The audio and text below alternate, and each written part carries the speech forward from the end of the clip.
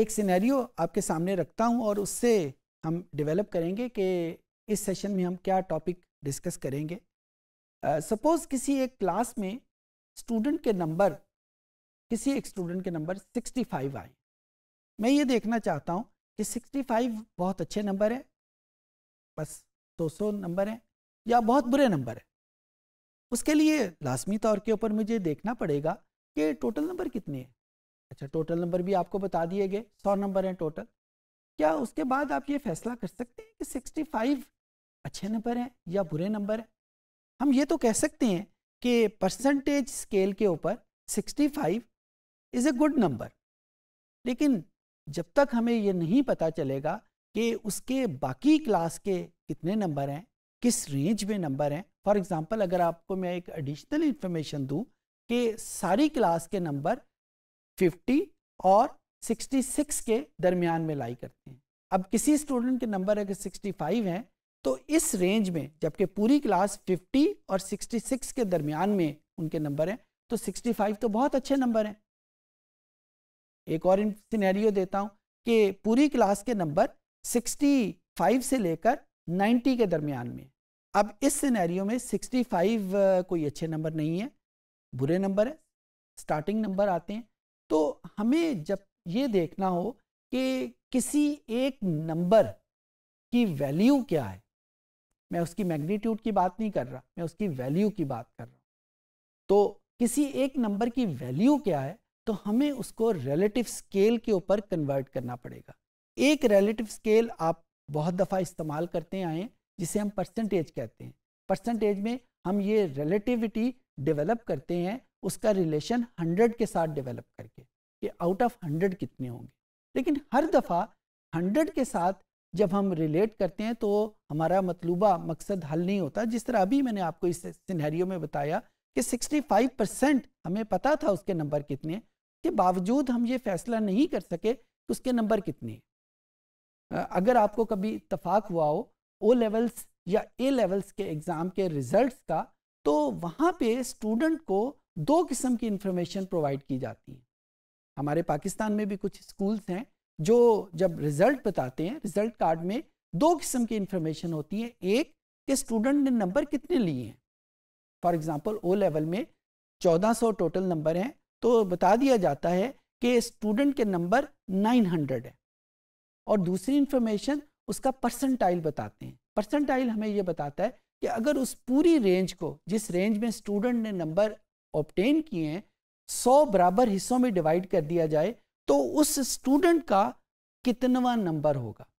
For example, यहाँ पे अगर आपको एडिशनल इंफॉर्मेशन दी जाए कि वो स्टूडेंट के नंबर 900 है, लेकिन उसका परसेंटाइल जो है वो 95th है, तो इसका मतलब क्या होगा कि सिर्फ 5% स्टूडेंट उस स्टूडेंट से ज़्यादा नंबर ले सकें, बाकी 95 ने उससे पीछे नंबर लिए। सो इस एडिशनल इंफॉर्मेशन ने हमें ज़्यादा बेहतर तरीके से वो जो 900 नंबर उसने लिए उसको वैल्यू बता दी। तो जब भी हम किसी नंबर की वैल्यू बताना चाहें तो we have to develop a series जो कि हमें उस नंबर की वैल्यू को बता सके। इस सेशन में हम फोकस करेंगे कि how would we develop that particular value for every number.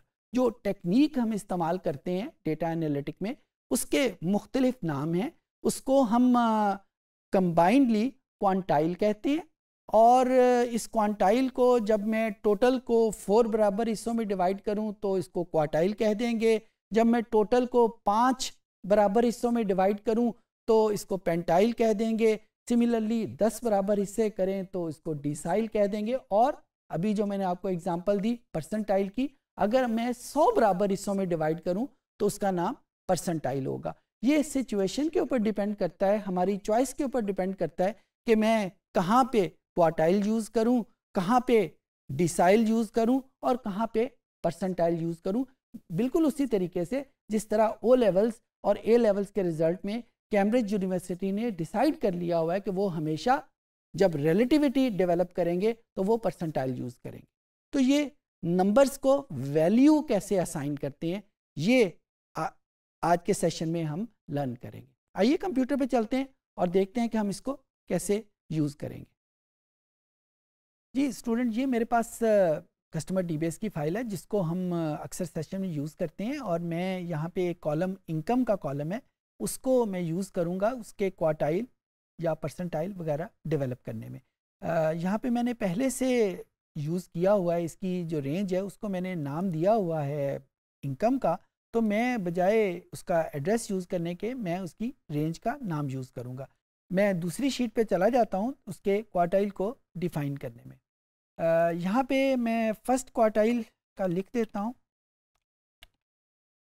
और फर्स्ट क्वार्टाइल जिस तरह मैंने आपको बताया था 4 हिस्सों को कहते हैं, तो फर्स्ट क्वार्टाइल का मतलब होगा Q1, और यहाँ पे उसकी कमांड क्या होगी QUARTILE क्वार्टाइल, और यहाँ पे फंक्शन जो होगा वो मैंने उसकी रेंज लिखनी है।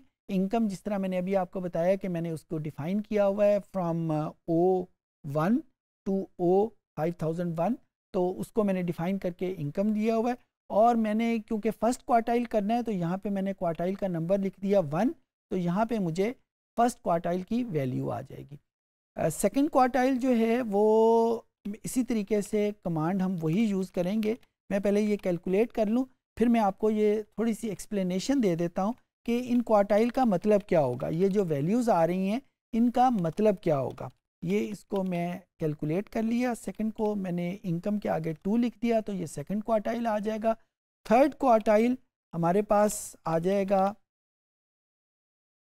कि उसी तरह कमांड का नाम लिखा हमने, ये रेंज आ गई, थर्ड वैल्यू लिखी और इसको ओके का बटन प्रेस किया। एंड देन फोर्थ क्वार्टाइल में हम यहाँ पे लिख देंगे क्वार्टाइल 4, तो ये हमारे पास 4 क्वार्टाइल आ जाएंगे। अच्छा, इन क्वार्टाइल का पर्पज़ ये है कि जो भी हमारे पास मिनिमम वैल्यू है इस डेटे की, वहाँ से लेकर, बाय द वे इस डेटे की मिनिमम वैल्यू 9 है, तो 9 से लेकर 24 तक सारी की सारी वैल्यूज़ फर्स्ट क्वार्टाइल में आएंगी, यानी वो पहला हिस्सा होगा। 24 से लेकर 38 तक ये हमारे पास सेकंड क्वार्टाइल है। 38 से लेकर 67 तक ये हमारे पास थर्ड क्वार्टाइल है, और 67 से लेकर 1073 तक ये हमारे पास फोर्थ क्वार्टाइल है। मैं इसका नाम दे देता हूँ Q1, इसको नाम दे देता हूँ Q2, और यहाँ पे जो मिनिमम वैल्यू वहाँ से हम स्टार्ट करेंगे वैल्यू, तो इसका नाम Q1 आ जाएगा, ये Q2 है, ये हमारे पास Q3 आ जाएगा, और ये Q4 आ जाएगा। यहाँ पे जो बात याद रखने वाली है, पहले भी बता चुका हूँ कि जब भी हम रेंज डिफ़ाइन करते हैं तो रेंज में एक स्टार्टिंग वैल्यू है, एक फिनिशिंग वैल्यू है, और उसका नाम हम रखते हैं जहाँ से वो रेंज शुरू हुई होती है। तो 9 से लेकर 24 तक क्योंकि पहली रेंज थी, ये रेंज शुरू होती है 9 से, तो इसका नाम हमने Q1 रखा हुआ है। अब हम जब ये क्वार्टाइल डिफ़ाइन कर चुके, तो अब यहाँ पे ये जो रेंज है इसका नाम हमने रख लिया क्वार्टर, ताकि हम इसको रेफ़र कर सकें, और रेफ़र करने के बाद यहाँ पे इनकम को अब हम वैल्यूज़ को कैटेगराइज करेंगे। तो वी लुकअप की कमांड जो हमने पहले सेशन में सीखी थी वही हम यूज़ करेंगे, और इस वैल्यू को हमने लुकअप करना है। इसकी रेंज जो है वो क्वार्टर के नाम पे ऊपर हमारे पास मौजूद है, और उस क्वार्टर की कॉलम नंबर 2 को हमने यहाँ पे रेफ़र करना है। तो ये यहाँ पे हमें ये वैल्यू पता चल गई कि ये Q1 में है या Q2 में है या Q3 में है। सिमिलरली ये मेरे पास कंप्लीट लिस्ट आ जाएगी कि वो वैल्यूज़ Q1 में हैं या Q2 में या Q3 में, जो जो वैल्यूज़ हैं वो हमारे पास आ जाएंगी। तो इस तरीके से हमने एक सीरीज़ डेवलप कर ली जो इन इनकम की वैल्यूज़ को कैटेगराइज करती है एक और स्केल में। जिस तरह अभी मैंने एक्सप्लेनेशन में बताया था कि हमारे पास कैसे पता चलेगा कि ये 31 जो है ये बहुत अच्छा नंबर है, बहुत बुरा नंबर है, या 35 या 49 या 84 या 47 ये बड़ी अच्छी तनख्वाह है या बुरी तनख्वाह है या कैसी तनख्वाह है, हमें कैसे पता चलेगा? वो हमें ऐसे पता चलेगा, 31 में आगे Q2 लिखा हुआ है तो इसका मतलब ये है कि ये सेकंड लेवल के ऊपर, सेकंड क्वार्टर के ऊपर उसकी पे है, उसकी इनकम है, तो ये बहुत बुरी वैल्यू नहीं है। दूसरी वैल्यू हमारे पास 15 है और 15 Q1 में आ रही है, तो Q1 की वैल्यू बहुत कम है एज़ कम्पेयर टू Q2। तो यहाँ से हमें पता चल जाएगा कि 15 कोई बहुत अच्छी इनकम नहीं है। ये बिल्कुल उसी तरीके से है कि जब हम किसी नए सिनेरियो में जाते हैं, फॉर एग्ज़ाम्पल किसी बैंक की हम एम्प्लॉय सेटिस्फेक्शन कैलकुलेट करते हैं, और एम्प्लॉय सेटिस्फेक्शन अगर हम कैलकुलेट करें 1 to 5 के स्केल के ऊपर, और हमारे पास एम्प्लॉय सेटिस्फेक्शन का आंसर 2.3 है, तो मुझे कैसे पता चलेगा कि ये 2.3 कोई बड़ी अच्छी एम्प्लॉय सेटिस्फेक्शन है, क्या उसके एम्प्लॉय सेटिस्फाइड हैं या नहीं है। तो जब तक हम उसके क्वार्टाइल डिफाइन कर लेंगे तो उससे हमें बड़ी आसानी से पता चल जाएगा कि ये 2.35 अच्छी वैल्यू है या बुरी वैल्यू है। बिल्कुल उसी तरीके से जिस तरह यहाँ पे हमें पता चल गया कि 31 अच्छी पे है या 15 अच्छी पे है या 87 अच्छी पे है, उनके हमने क्वार्टाइल सिस्टम डिफाइन किए। अच्छा, जिस तरीके से हमने क्वार्टाइल डिफाइन किए हैं उसी तरीके से हम परसेंटाइल भी डिफाइन कर सकते हैं। क्वार्टाइल को डिफाइन करने के लिए हमारे पास कमांड थी QUARTILE। परसेंटाइल को डिफाइन करने के लिए हमारे पास जो कमांड है वो परसेंटाइल है। जो ही हमने परसेंटाइल लिखा, उसके आगे हमने जो स्ट्रक्चर है वो उसी तरह लिखा, इनकम यानी रेंज, जिस डेटे से हमने परसेंटाइल कैलकुलेट करने हैं, और उसके बाद हमने लिख दिया कि कौन सा परसेंटाइल हमने फाइंड आउट करना है। फॉर एग्जांपल हमने 25th परसेंटाइल डिफाइन करना है, तो 25 डिवाइडेड बाई 100 क्योंकि परसेंटाइल है उसको हमने डिफाइन किया और इसको एंटर किया, तो ये हमारे पास 25th परसेंटाइल आ गया।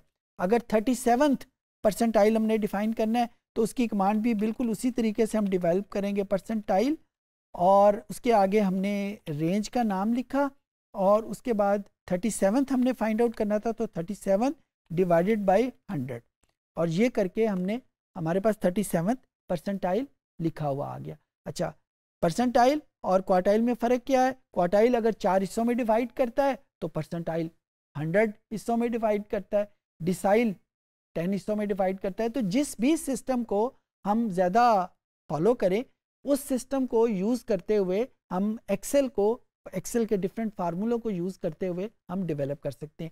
एक बहुत इंटरेस्टिंग चीज़ है कि परसेंटाइल का फार्मूला अगर हमें पता हो तो हम उसी फार्मूले से क्वार्टाइल भी डिफाइन कर सकते हैं, उसी फार्मूले से डिसाइल भी फाइंड आउट कर सकते हैं। मिसाल के तौर के ऊपर क्वार्टाइल 4 हिस्सों में डिवाइड करता है, तो इसका मतलब है कि Q1, Q2, Q3 हर एक हिस्सा 25 के बाद आता होगा। 4 हिस्सों में डिवाइड कर रहे हैं ना, तो 100 को जब 4 हिस्सों में डिवाइड करें तो 25, 25, 25 आता है। तो जो 25th परसेंटाइल होगा वो Q1 के बराबर होगा, 50th परसेंटाइल जो होगा वो Q2 के बराबर होगा, 75th परसेंटाइल वो Q3 के बराबर होगा। सिमिलरली अगर मैं डिसाइल की बात करूं तो डिसाइल टोटल को 10 हिस्सों में डिवाइड कर रहा है, तो अगर मैं फर्स्ट डिसाइल की बात करूं तो वो P10 के बराबर होगा क्योंकि 10 हिस्सों में डिवाइड कर रहा है। D2 यानी सेकंड डिसाइल वो P20 यानी 20th परसेंटाइल के बराबर होगा। तो दूसरे मानों में अगर मैं इसी डेटा सेट का D2 यानी सेकंड डिसाइल कैलकुलेट करना चाहूं तो मैं इसी परसेंटाइल का फार्मूला यूज़ करते हुए इसको कैलकुलेट कर सकता हूँ परसेंटाइल, और उसके आगे मैंने नाम लिखा रेंज का, और उसके बाद मैंने देखना है कि मैंने सेकंड डिसाइल, तो सेकंड डिसाइल 20th परसेंटाइल के बराबर होता है, तो 20 डिवाइडेड बाय 100 मैंने लिखा, तो ये मेरे पास 20th परसेंटाइल की वैल्यू आ जाएगी। थर्ड परसेंटाइल 30 डिवाइड बाई 100 लिख देंगे। तो कहने की बात यह है कि जो परसेंटाइल का फार्मूला है वो एक जनरल फार्मूला है। क्वार्टाइल या डिसाइल के फार्मूले एक्सेल में मौजूद है, लेकिन हम आम तौर के ऊपर उनको यूज़ नहीं करते क्योंकि अलहदा से फार्मूला याद करना आपको पता है मुश्किल बात होती है। एक ही फार्मूला परसेंटाइल का याद कर ले जो कि हर डिफरेंट जगह के ऊपर अप्लाई हो सकता है। I hope things would be easier for you. इस सेशन में हमने देखा कि हम एक्सेल की मदद से रिलेटिव सीरीज और सीक्वेंस कैसे डेवलप करेंगे। जो सिस्टम हमने यूज़ किए ये क्वार्टाइल सिस्टम भी हो सकता है, डिसाइल सिस्टम भी हो सकता है, परसेंटाइल भी हो सकता है, और प्राइमरी पर्पस इसका यही है कि हम किसी भी नंबर को वैल्यू कैसे देंगे। उम्मीद है कि चीज़ें आपको समझ आ गई होंगी।